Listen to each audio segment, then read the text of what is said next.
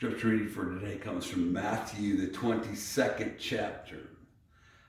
The ongoing conversation with Jesus from scribes and Pharisees and Sadducees. Just previous to what I'm gonna read for you is one of the interesting paragraphs on when marriage ends. And I talked about that 3 years ago. That's why we say until death do us part, because that's when marriage ends, when we die. And there are some people who say, Oh, okay.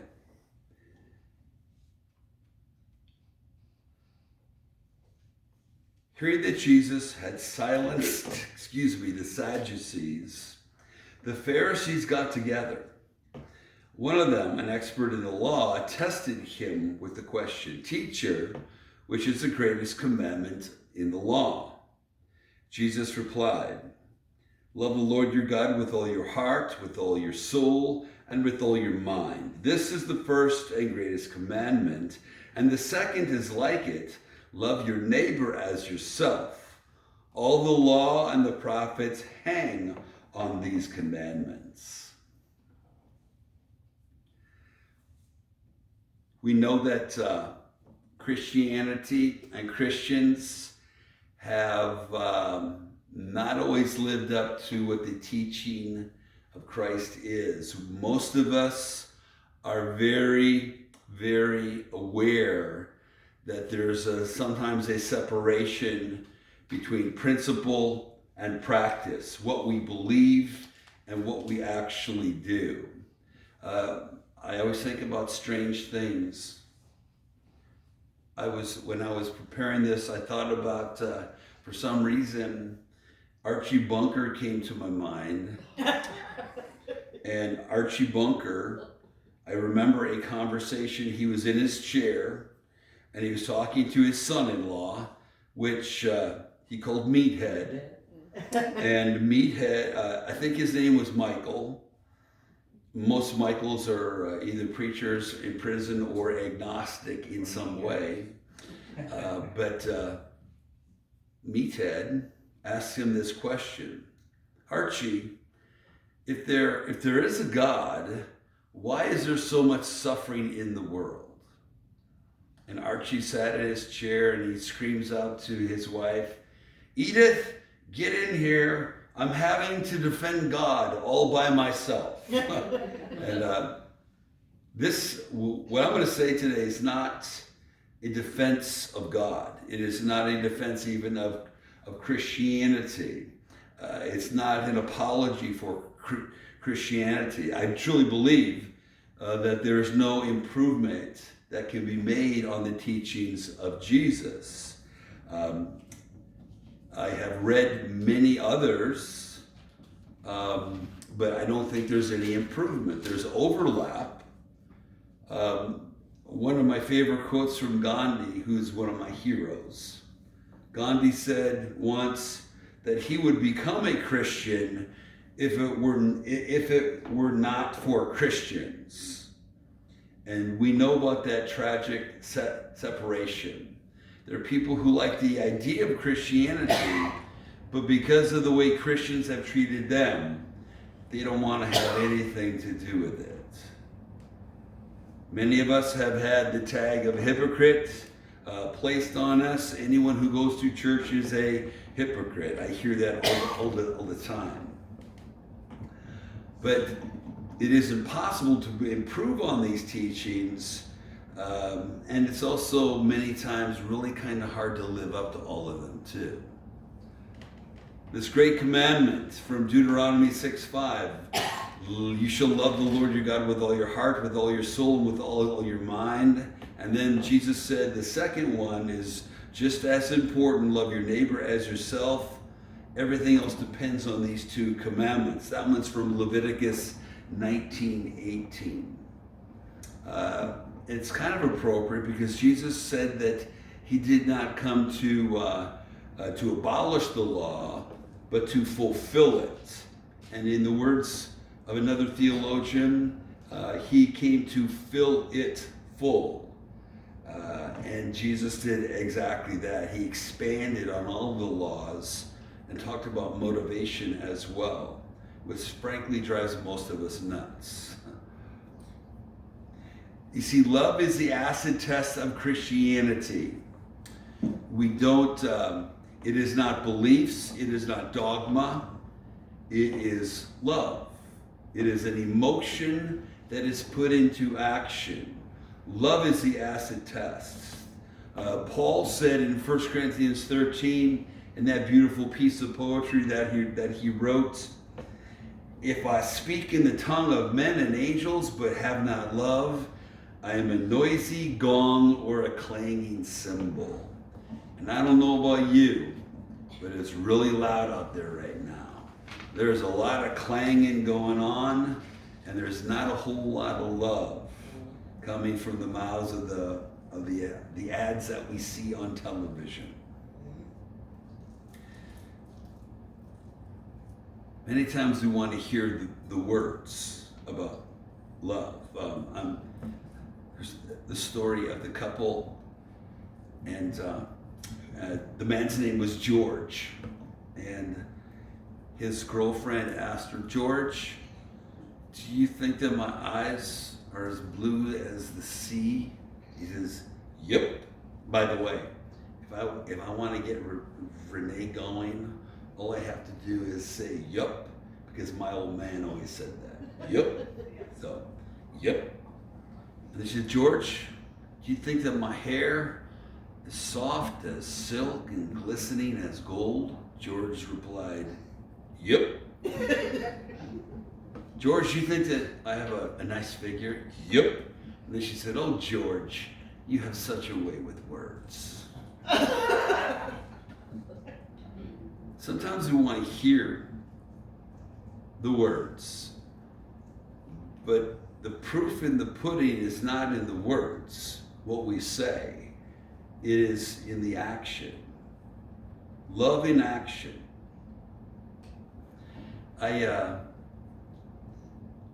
For more than half of my life, I thought that the work of the church was to serve the church. You are to serve the church. And I hate to admit it, but I was wrong. The church is supposed to serve people. We're not here to serve the church. We're here to serve the people. There's a big difference in that. That's it's a paradigm shift for many people. See, there's a powerful redemptive quality in Christian love, and I have lots of examples of it. I'm going to tell you just one. A long time ago, two young boys actually decided to rob the YMCA on the east side of New York.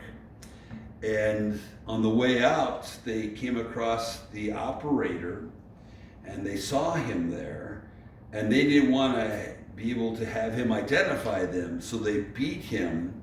And they thought that they had killed him. They left him for dead, placed his body by a radiator by the swimming pool. He was found. He went to the hospital, and he did revive and recuperate, but his eye had been so damaged that he could never see again. And when he went to court then, these two young, old, I'm going to call them boys, and that's not a disrespectful term. These boys were brought to court, and the man who had been beaten, his name was Donald Tippett. He said, Judge, I don't want you to send them to prison, put them in my charge. Because he had hope for them. He thought that they could be reformed. One of them went back to jail right away. Didn't take advantage of the opportunity that he had. The other one finished school, went to college, and became an eye surgeon.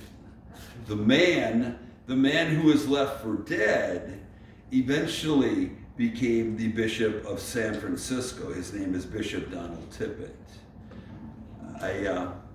What an amazing thing to have a person take a risk on you because they were loving you.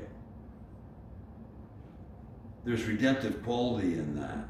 And all of us have experienced that before because someone took a risk on us. That kind of love is redemptive. It's also reconciling. In a world that is more and more divided, we need people to follow Jesus to not just edify the Christ, but also to be a bridge builder between people and between God. Arthur Schultz tells of when he moved to the suburbs and he bought a beautiful home. He moved in. The next morning when he woke up, the neighbor man came running across the driveway and he said to him, "Did you buy this house? Is this your house?" And he said, "Yes, it is." And the man said, "Well, you just bought yourself a lawsuit because your fence is 7 feet over on my property." And Arthur Schultz said, and he believed him. You could tell that he had great angst over the whole thing. He said, "You know what?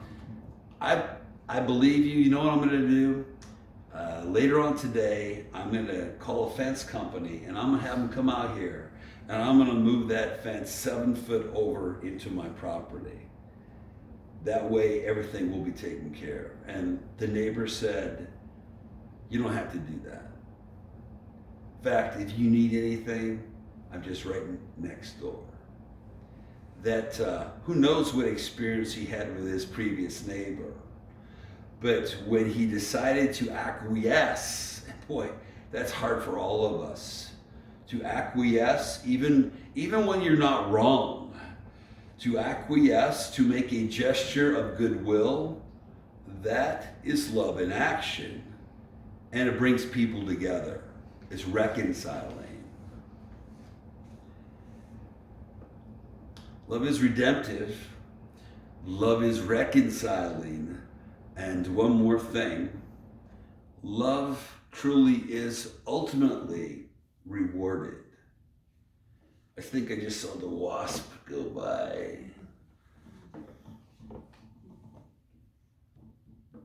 Some people don't want to love because it can be heartbreaking. I think we have to admit that. Anytime we love, we take a risk. Maybe that's why so many people, even before COVID, many people, if not literally, hold themselves at arm's length the way they emotionally do.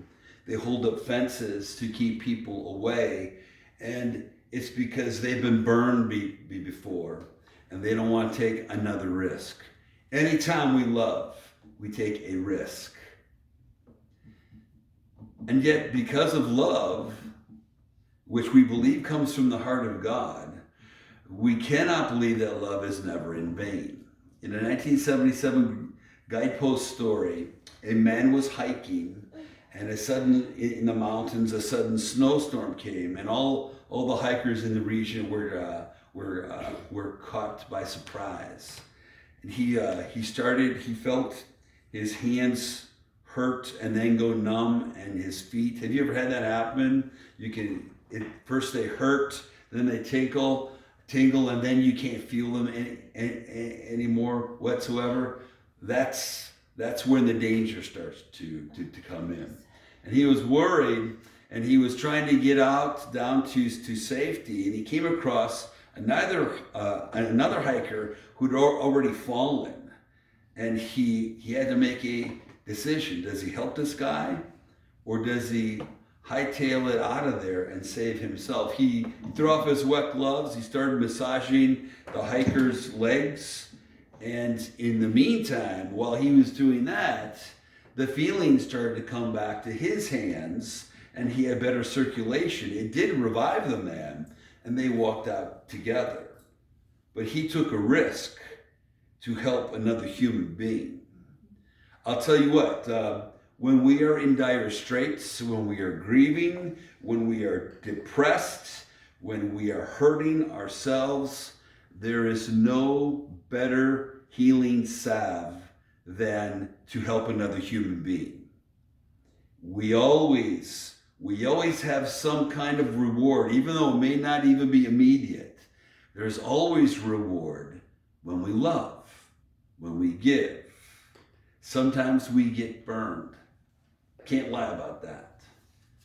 But always there is a reward. Mother Teresa, we all know her. At least most of us kind of feel like we know her, don't we? We've read so much about her and her teachings and her actions. She went into a town and she could see the hollowness in the children's eyes, and they brought relief to some of these families. She brought in a portion of rice to a family, and she sat down with the mother of that household.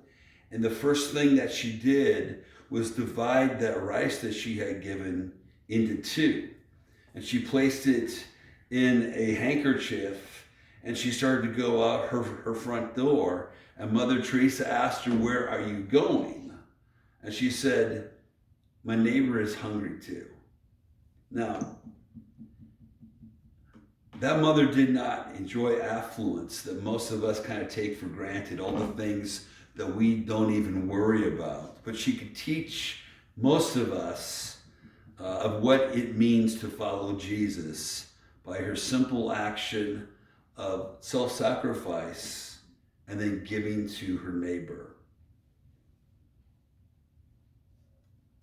Can you improve on what the Master taught us? I don't believe so.